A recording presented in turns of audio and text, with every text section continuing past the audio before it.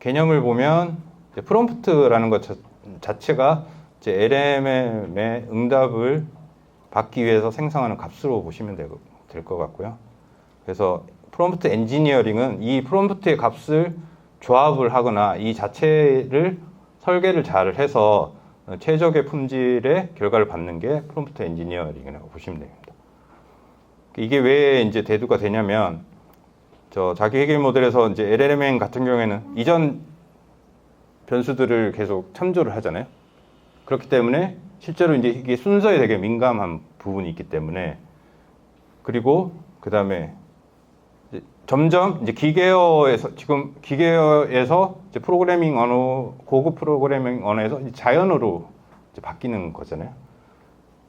인터페이스 과정에서 그런 부분들 때문에 이 프롬프트 엔지니어링이 그리고 실제 LLM 자체가 해당되는 인간의 문맥을 그대로 이해하기에는 좀 한계가 있다. 이런 부분 때문에 프롬프트 엔지니어링이 많이 이제 대두가 되고 있는 거고 이 그림에서는 이제 모델이 있고 그다음에 프롬프트 튜닝이 있고 프롬프트 디자인 이게 이제 프롬프트 엔지니어링이라고 보시면 될 것 같습니다.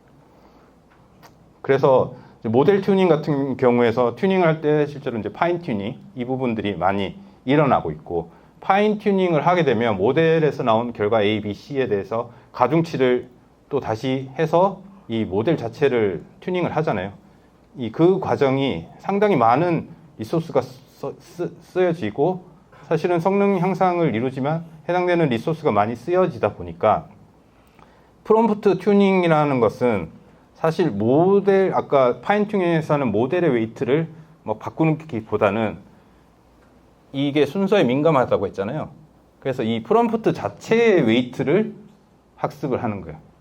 그러니까 모델 자체에 부담을 주지는 않죠. 그래서 그게 이제 프롬프트 튜닝이고 그거를 이제 실제로 LLM의 구조랑 설계를 잘 이해해서 이 프롬프트 자체를 이제 효과적으로 설계하는 게 프롬프트 엔지니어링이다. 이런 단계로 보시면 될 것 같습니다. 그래서 프롬프트 엔지니어링 기법을 보시면 그래서 이게 프롬프트 엔지니어링이 모의고사에 뭐 나왔는데 해당되는 내용에 큰 내용들이 없더라고요. 그래서 제가 찾아봤을 때 이제 기법들을 넣는 게 좋을 것 같다 해서 기법을 좀 찾아봤고요. 실제로 뭐 제로샷, 원샷, 퓨샷 해서 프롬프팅 할 때 이제 예제를 뭐 없이도 하고 하나만 넣기도 하고 뭐 2개에서 5개 해서 퓨샷 러닝과 비슷하게 해당되는 예제를 통해서 학습을 하게끔 해서 하는 게 이제 기본 기법으로 보시면 되고 COT로 대변이 되는 그러니까 COT 자체가 이제 어떤 예제 자체를 학습하는 게 아니라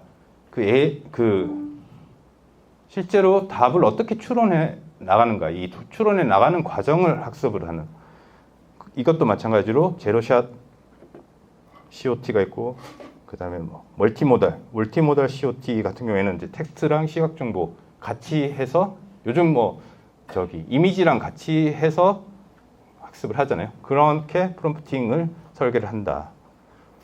조금 더 전문적인 기법으로는 셀프 컨시스턴시, 그다음 프롬프트 체이닝 해서 셀프 컨시스턴시 같은 경우에는 다수결로 여러 개 물어보고 다수결로 이제 가장 많이 나온 답을 가져가는 거.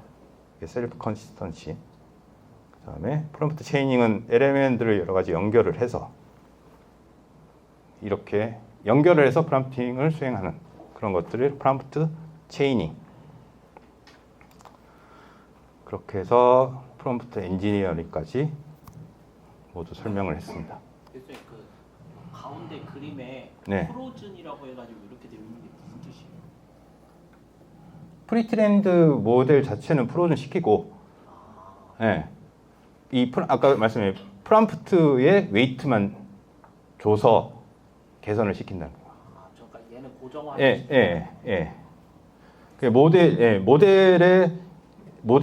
튜닝할 때는 이 프리트레인드 모델 자체를 또 파인 튜닝을 해서 이거 웨이트를 조정을 해서 모델 자체를 바꾸는 걸 하는 거고 얘는 프리트레인드 자체는 그냥 고정시켜 놓고 프롬프트만 튜닝을 한다.